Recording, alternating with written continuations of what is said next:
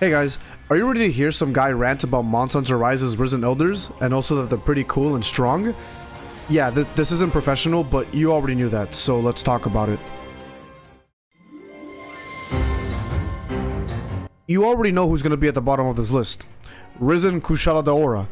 Now, I could give you an extensive look into his history, but that's not my style. You know it's not my style. I was never really good at history in the first place.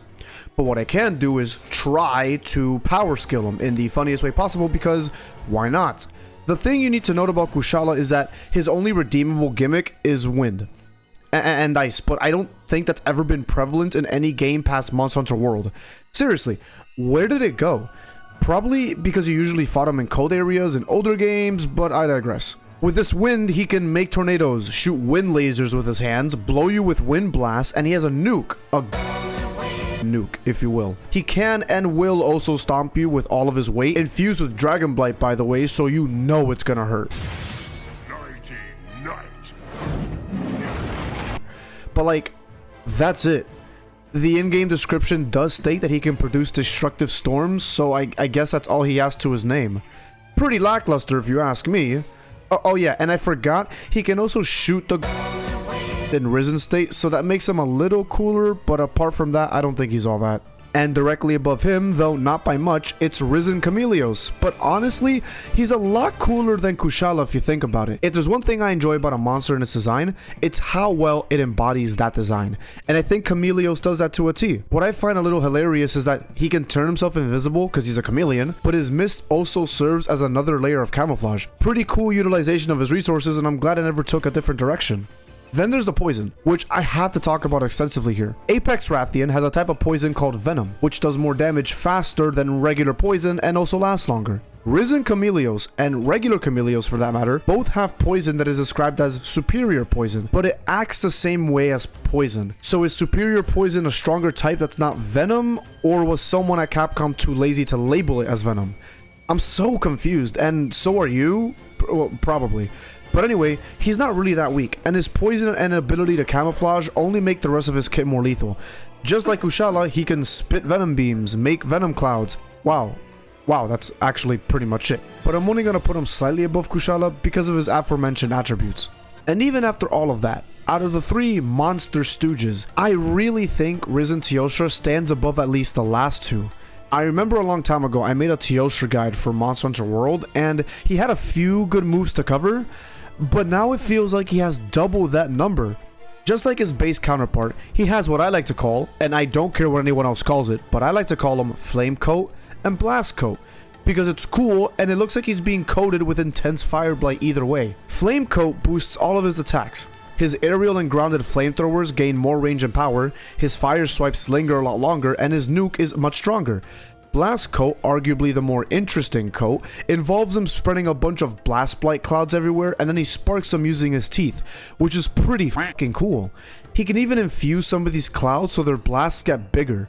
And let's talk about that nuke real quick, and this is pure speculation. I always thought that the nature of his ultimate attack changes depending on which coat he is using while exploding. Reminder, this is pure speculation and should not be treated as fact, but I wonder if Flame Coat produces a stronger nuke while Blast Coat makes a bigger blast. Because it makes sense if it does. There's no way Capcom didn't implement that into the game, but I'm not too sure. If that's the case, then I'll give props to Capcom, and Teosha just got a lot cooler than he was before. But you guys came here for shitposts and power scaling, and I'm all out of shitposts. With all his resources, Teosha just has too many options to the point where it can be genuinely overwhelming. With Flame Coat, he literally has the firepower and then some. With Blast Coat, he gets full battlefield control and every step risks spontaneous combustion. When you really think about it, he poses a pretty big threat. Too bad he's overshadowed by the last two monsters of this video. Okay, sue me, but second place in my heart is Risen Crimson Glow Valstrax. Fun fact, the footage you're seeing is my first time hunting this guy, and I carded. I'm not gonna show you guys, but I carded with Berserker Dual Blades, but come on, don't judge me. Anyway, this fight is over the top, and that's putting it mildly. This guy doesn't stop blowing everything up with Dragon Blight, and his speed and repositioning capability is insane. Let's not forget those two wings on his back that function as bigger hands. Oh, and there's also his ultimate attack, which is just his normal ambush on crack. His flight allows him to move so quickly, and while his chest is a significant weak spot when he's charging up, it doesn't really make too much of a difference in the long run. He spams and spams pretty much as the number 1 spot, but wow, this fight was spectacular.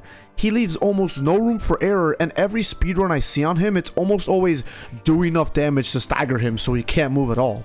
With all that said and done, I still think he's just slightly weaker than the monster number 1. And by slightly weaker, I mean not that much weaker. Like, the margin is almost negligible, but Risen Shagaru Magala just has more power, I feel. In case you forgot, Shagaru Magala is one of the sources of the Frenzy virus, a disease that causes weaker monsters to become more aggressive, signaled by a change in their design with a purple hue all over the body and bright red eyes. Risen Shagaru Magala took one look at the Curio and said, yeah, I can use that. So he essentially buffed his Frenzy with their help. As a result, most of his attacks result in Frenzy aftershocks with explosions that are way more potent than his base counterpart. And like RCGV, he has a charge up state that allows him to do more damage and execute attacks quicker. He has a devastating beam attack along with spreading frenzy clouds that detonate after a short time. And his ultimate attack, oh my god, as if you weren't faced with a near inevitable fate before. I firmly believe he has more firepower and durability than Risen Valstrax, and the threat of Curio boosted Frenzy only adds to that. It's just absolutely crazy, but in the end, these two aren't that far from each other, and it's easy to see why.